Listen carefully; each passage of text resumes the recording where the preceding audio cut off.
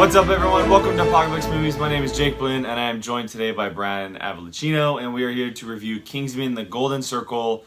Fair warning, this is a spoilers review. Again, this is a movie that we just can't go into depth about unless we talk about full spoilers. Especially this one. This sequel is pretty... There's some spoiler stuff to cover, so we're going to get right into it.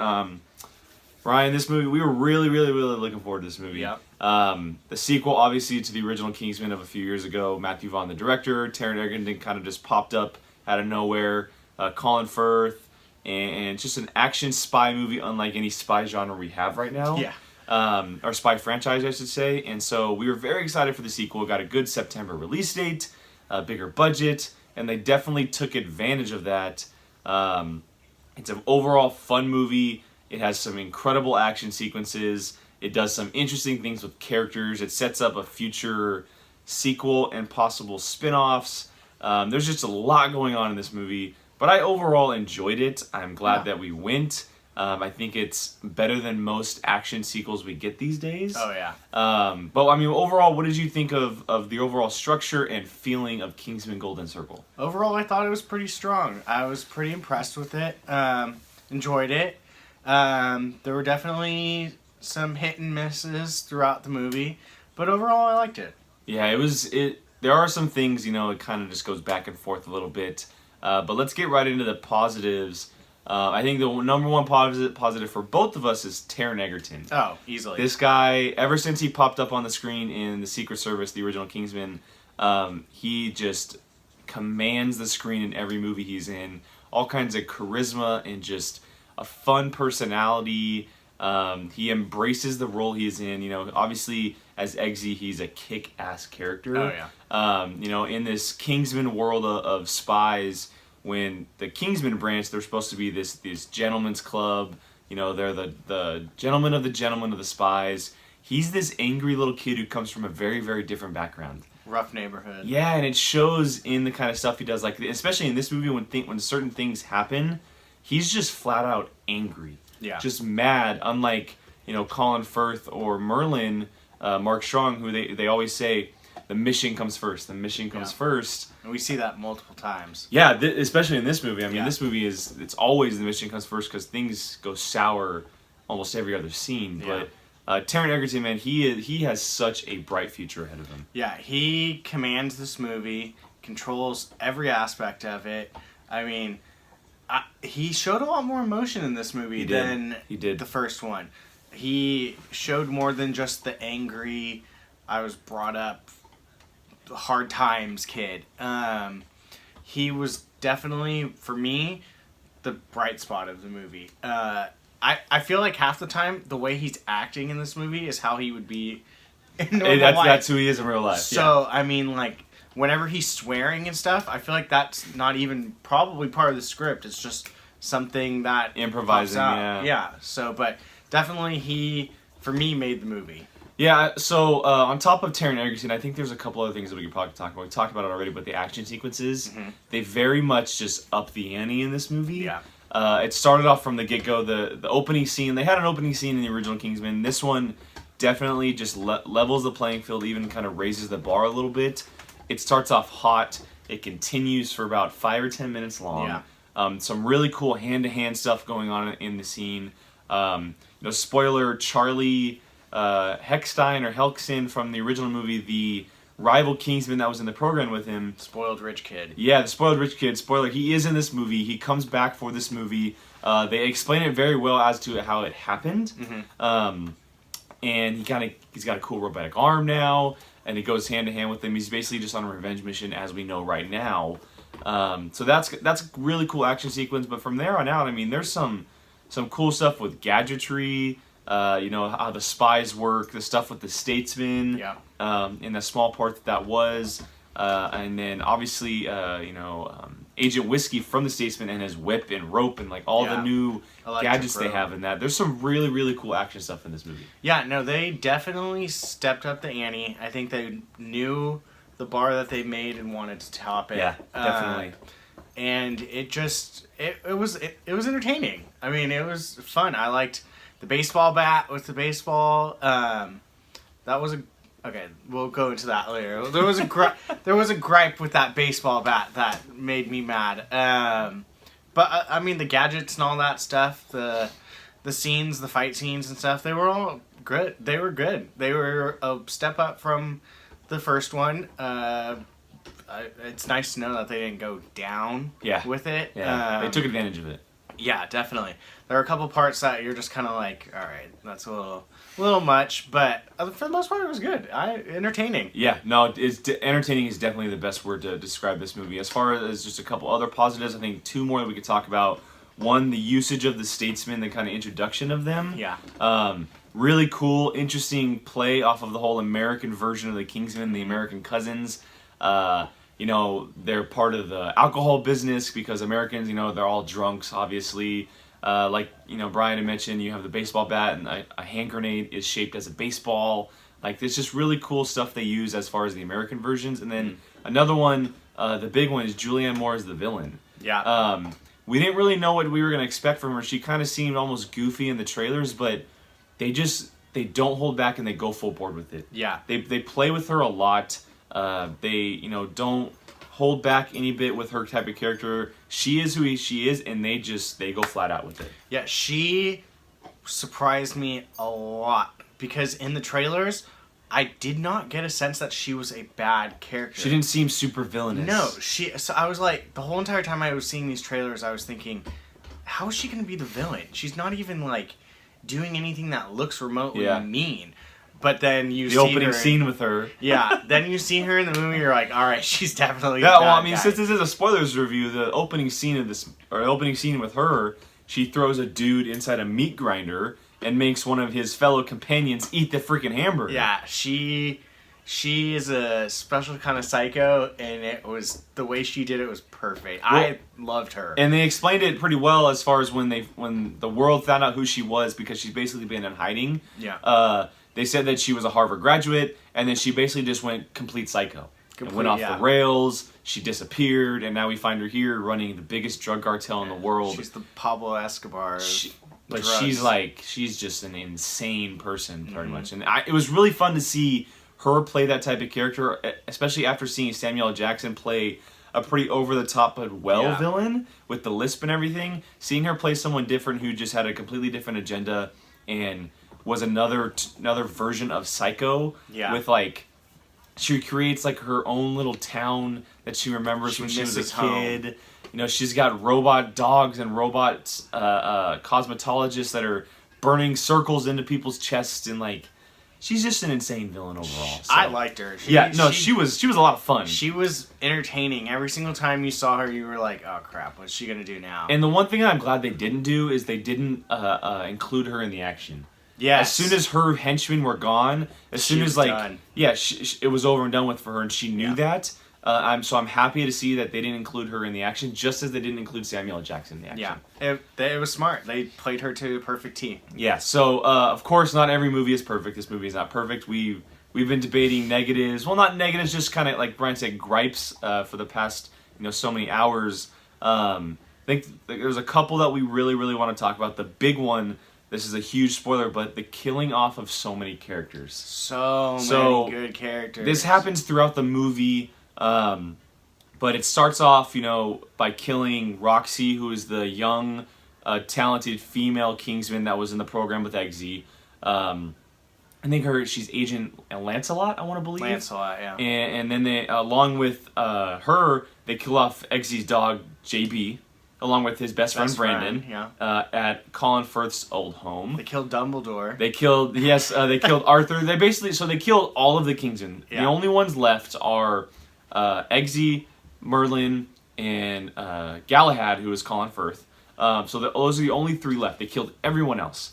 And then later on in the film, and we'll get to it, we'll talk about the first ones first, but they killed Merlin.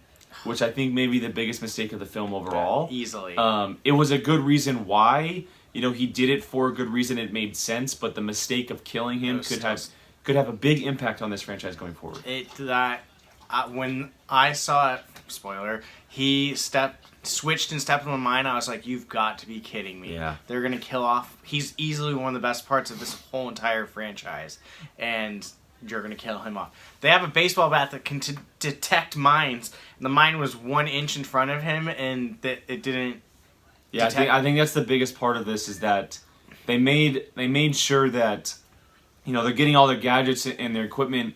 They made sure to let us know that this baseball bat is a mine reader. It reads mine. It detects mines, and it doesn't detect the ones. Well, he's detecting mines, and then they stop. They start talking, and then the second Eggsy steps forward, he steps on a mine. Yeah, with the baseball bat in his hand. Yeah, still like ready being used. That annoyed me. I was pissed. Well, here's the interesting thing. So, you know, I don't want to spend too much time on this, but they just killed the entire Kingsman operation, right? Arthur, all of the other agents. And they did it fast, too. Yeah, it happened very fast. Who's going to be Arthur? Is Colin Firth going to be Arthur? Why couldn't Merlin be Arthur? He's by far the smartest, most intelligent, and most loyal of all the Kingsmen. He knows what's best for this organization. Let him be Arthur. Doesn't mean he needs a bigger role. Like, did they kill him off because he was becoming too prominent or something? They wanted to be more Eggsy and Colin Firth.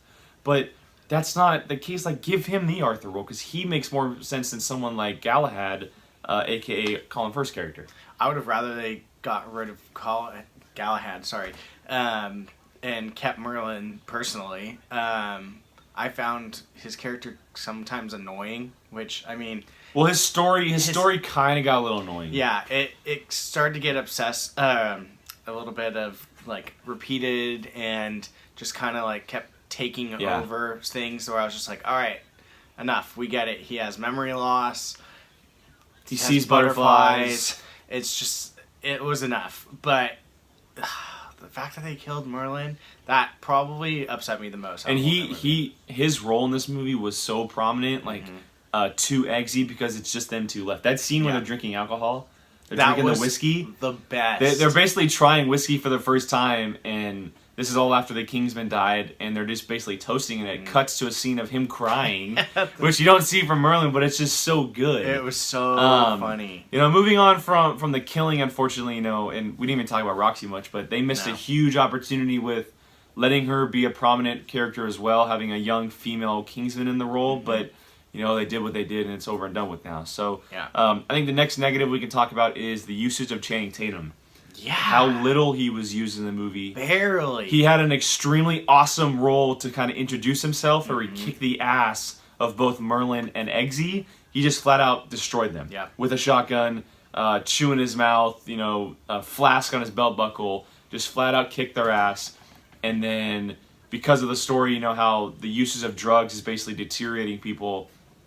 He's part of that, and he basically just goes into a cryo freeze. Yeah. And he's gone for the rest of the movie. He was probably in the movie... 3 scenes? 4 scenes? 10 minutes, 15 minutes, if that. That was disappointing to me, because his character was hilarious, too. Oh, he was so good. It was so different. Yes. And it was... all the statesmen were different, but his was, like, in my opinion, the best one. And then they just were like, oh, he does drugs, okay, he's gone. And it was just like, come on. Like, they missed out. I understand using Agent Whiskey because he's the Mexican cowboy. He's got the whip and the lasso and all that stuff. He's a Mexican cowboy that lives in New York. Yes, yeah. So I understand using him, just a little bit of diversity there, giving something different. Plus, he had a very much different agenda in the movie. Yeah. But I think, obviously the usage of Channing Tatum is a huge disappointment, but I also think that they were setting up a sequel. Yeah, they definitely I think he's going to be involved in the sequel somehow. We saw the little teaser at the end of the very last scene of the movie. Very last person. He was dressed up in some Kingsman garbs. He had a nice little top hat on with some nice cowboy boots, but a nice little Kingsman suit with a cane or an umbrella. So I think he'll definitely be in the sequel, which is exciting to see him and Taron Egerton play off each other. That'll be hilarious. But the usage of him was definitely disappointing in this movie. Yeah. So I think a couple more that we could talk about quickly. One of them is the Elton John stuff. It was stupid. We talk about things that may take us out of a movie sometimes, and just kind of are annoying here and there. This is definitely one of those cases.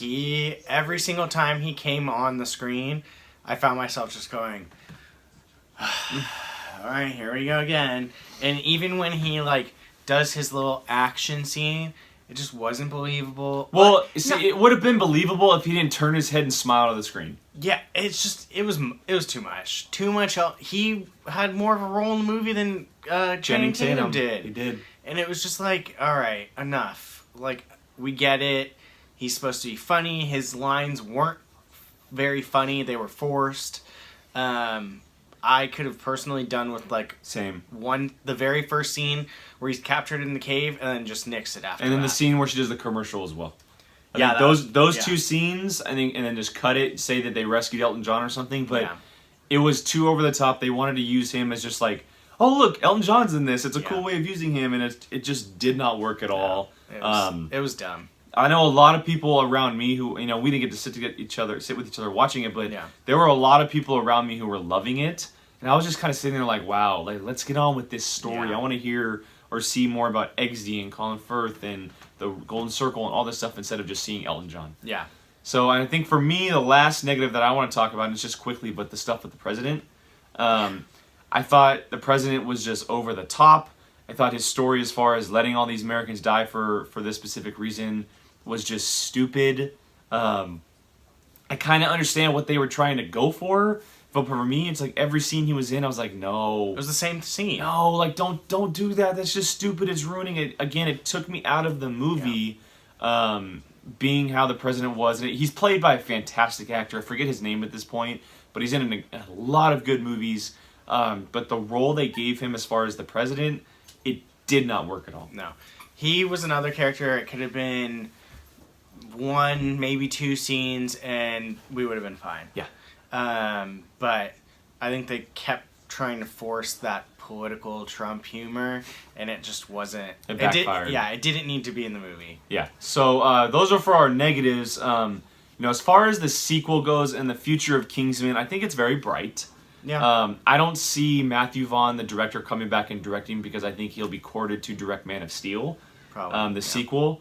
That's unfortunate because I think Matthew Vaughn is a fantastic director. I think this is basically his franchise. Oh, he his knows set what of he's movies. doing with this. But it's very interesting going forward because right now there isn't a lot of Kingsmen. There's only two of them. Okay, they have the resources of the Statesman. They're now basically working hand in hand with Jeff Bridges, with Halle Berry, with Channing Tatum. So that'll be interesting going forward. I think that they're going to play a big role going forward in the sequel, The Statesman and Kingsman, which will be very interesting because we probably didn't get to see all of the resources of the Statesman in this movie. I'm just wondering what kind of villain they're going to do in this movie and what they're going to do going forward. Like how are they going to change things up? Because in a way, this movie was very similar to the first. Yeah. They just did things very differently. Yeah, it'll be interesting. I personally feel like I lost a little bit of interest in a third movie, basically on the fact that they killed Merlin. But other than that, you know. Yeah, we'll see going forward. I mean, we'll probably find out here pretty soon, especially after we see how this movie does in theaters. Yeah. I imagine there's going to be buttloads of seats in this movie. Yeah. So we'll see. But as far as Kingsman: The Golden Circle, I would say both of us enjoyed it. We had a lot of fun with it. We were entertained with the action, even though some of the story and character stuff was kind of offbeat a little bit. Brian, let them know about an overall experience, feel of the movie, and give them a score out of 10. Honestly, I keep kind of going back and forth with this score. I want to give it like a 7, but then I want to give it like 7.5. Do it. Honestly, I'll probably give it a 7.5 because it was enjoyable. It was a fun movie, but the thing that Merlin getting killed, that really knocked it hard for me. So I'm actually going to give it a 7 out of 10. Just a 0.5 down from Brian. The knocks, they were big knocks for me. The usage of Channing Tatum, the killing of not just Merlin, but Roxy. I was really looking forward to her as a character, especially how they kind of ended the first movie. And then some little gripes here and there. But again, it's very entertaining. It's very fun. Yeah. It's the type of movie it should be in a world of, James Bond movies or the Marvel movies. Like, this is just flat out different. Yeah. It's a different type of movie. It's a different type of franchise. And that's why I enjoy it so much. The overall, great experience is Taron Egerton as Eggsy. Yeah. Just give this kid whatever you want. Let him be a young James Bond. Let him be Red Hood in the DCEU. I don't care. Ooh. Give him every single role possible. I'm totally for it. So that is our review, our spoilers review of Kingsman: The Golden Circle. Thank you for joining us today. Cannot appreciate it enough. Brian, let them know where they can find you online, man. Anything you can find me is TG Scoops. Jake Bland, Twitter and Instagram at Qui-Gon Jake, apocalypsemovies.com every day, this YouTube channel, as well as iTunes. Our podcasts are now up on iTunes for free. Go ahead and check those out. Let us know what you think of them. Head down in the comments. Let's have a conversation about Kingsman: The Golden Circle. What did you think of it, if you have seen it? Hopefully this didn't spoil anything for you. Who's your favorite character? Do you want to see a threequel? Let us know in the comments. Thank you for joining us today. Until next time, see you later.